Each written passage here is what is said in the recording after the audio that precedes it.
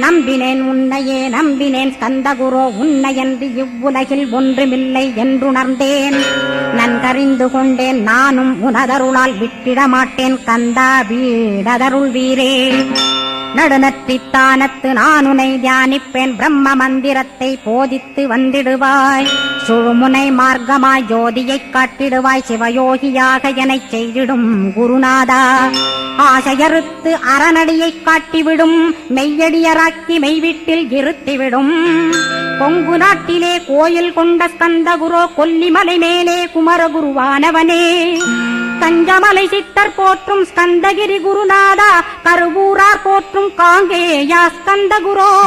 மருதமலை சித்தன் மகிழ்ந்து பணிம் பரமகுரோ சென்னிமலை குமரா சித்தர் கருள்வோனே. சிவவாக்கிய சித்தருளை சிவன்மலையில் போற்றுவரே பழனியில் போகர்